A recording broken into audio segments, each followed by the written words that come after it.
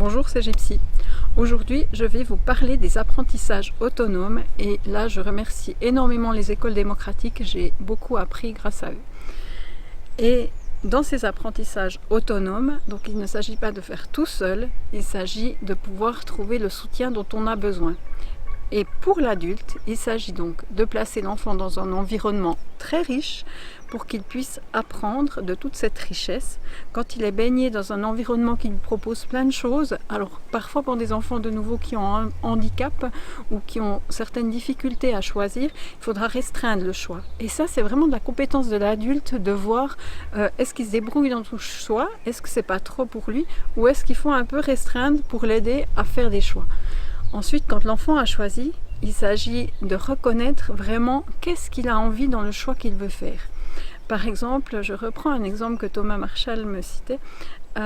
Si on propose à un enfant d'aller vers un mécanicien sur vélo parce qu'il a envie d'apprendre comment faire avec son vélo et que le mécanicien commence à lui expliquer comment réparer le guidon, comment mettre en ordre les pédales, etc., eh bien, l'enfant, il va complètement décrocher parce qu'en fait, lui, son réel besoin, c'est qu'il a un pneu crevé et qu'il aimerait savoir comment le réparer.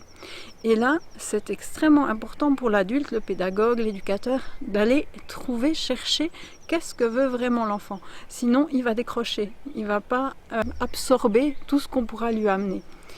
Et ça, c'est vraiment important d'arriver à saisir, et souvent l'enfant ne le sait pas tout de suite. C'est à nous de l'aider à l'amener à voir qu'est-ce qu'il veut vraiment. Est-ce que s'il veut apprendre une langue, c'est de pouvoir la parler complètement couramment, et à ce moment-là, souvent les enfants voient la barre tellement haute que ça leur fait peur, et ce qui est très juste nous aussi, et de se dire quelles sont les étapes intermédiaires qu'il va falloir mettre en place pour y parvenir. Et ça demande un réel soutien de la part de l'adulte. Un enfant ne peut pas être indépendant sur ses apprentissages, c'est complètement impossible et illusoire. C'est peut-être un tout petit pourcentage des enfants qui pourraient l'être, et encore. Il a vraiment besoin de soutien et d'apprendre l'autonomie, de savoir, et ça c'est quelque chose qu'on répète énormément là où je travaille, c'est de dire aux enfants, mais maintenant quand vous avez besoin, quand vous avez envie de faire quelque chose que vous ne savez pas comment vous y prendre, vous allez chercher de l'aide. Alors soit auprès de nous, ou quand ils commencent à se connaître, parce qu'il y a énormément de moments qui sont très importants pour eux avant d'entrer dans les apprentissages, c'est de se connaître les uns les autres, de trouver leur place dans le groupe, mais ça je vous en parlerai peut-être plus en détail, c'est quelque chose que j'ai constaté au fil des mois.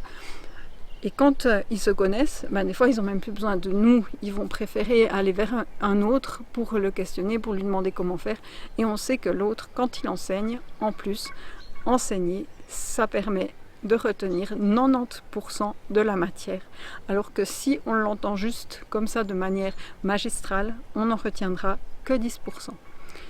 Donc tout ça, ça permet vraiment à l'enfant d'apprendre à apprendre. Et le plus beau cadeau qu'on puisse faire à nos enfants, je pense, c'est vraiment de leur donner la motivation d'apprendre, les moyens d'apprendre tout ce qu'ils ont envie d'apprendre et de savoir le faire bien. Merci, à bientôt.